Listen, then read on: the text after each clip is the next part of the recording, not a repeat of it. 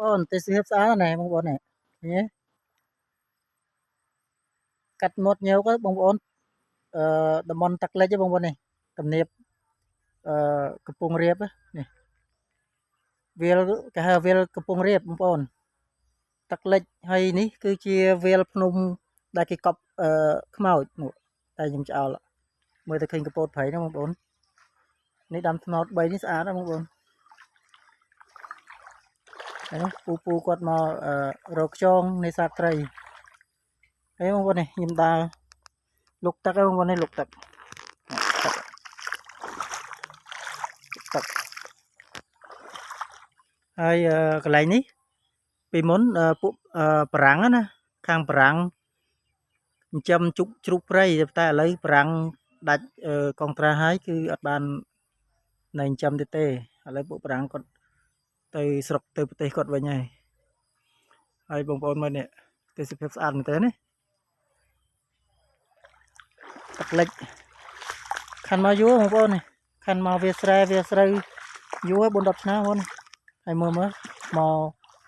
rồng lắc nụ sao ri lang vinh tại vì nơi mình không mê khi là cô khi là cái bay chứ nè chỉ phải nâng quay lên nơi khổm đám nốt bay nè cái này mình không mình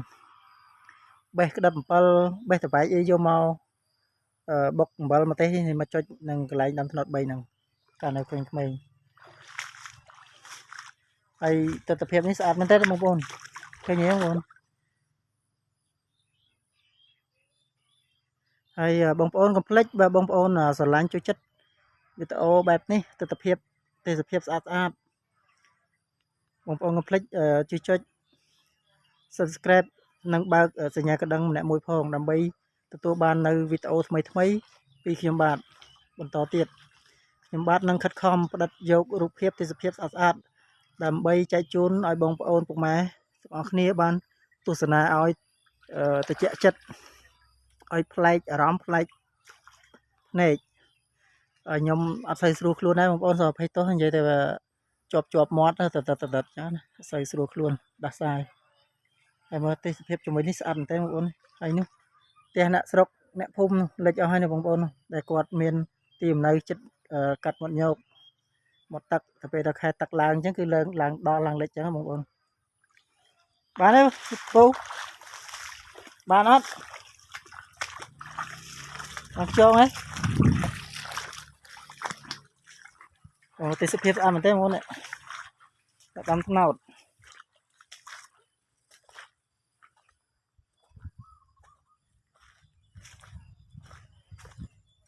វ៉ាវនេះកន្លែងនេះអែមបងប្អូនស្អាតមែនទេនេះទេសភាពស្អាតមែនទេបងប្អូននេះឃើញទេអែមហ្មង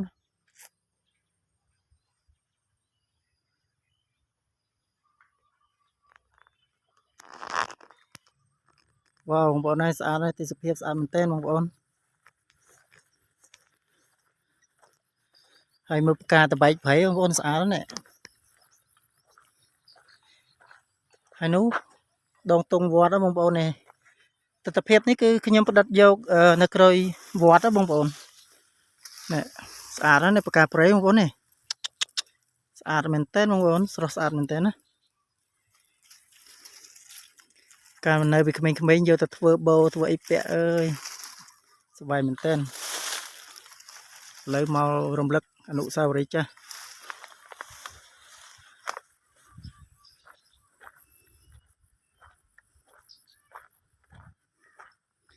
ទេសភាពស្អាតមែនតើហើយនេះផ្លូវអតេះចាស់បងប្អូនផ្លូវអតេះចាស់តាំងពីជំនាន់ប៉ុលពតមកណាដែលលោកតាលោកយាយលោកពុកអ្នកបដាយគាត់លោកធ្វើស្រែធ្វើចំការប្រមូលផលមកគឺគាត់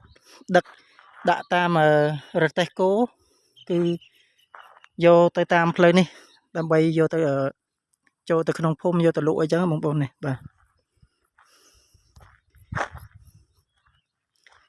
ស្អាតបងប្អូនអើយហើយនោះខាងបងគាត់លើកមងក្តាមក៏ដាក់មងក្តាមហើយនេះវត្ត នៅក្រោយវត្តបងប្អូនហើយសុទ្ធតែភូមិតាមស្រុកផ្ទះហើយតំបន់តាមភូមិដែលអ្នកស្រុកនៅនេះគឺតំបន់ភ្នំទឹកអត់លិចទេបងប្អូនទឹកឡើងអត់លិចទេ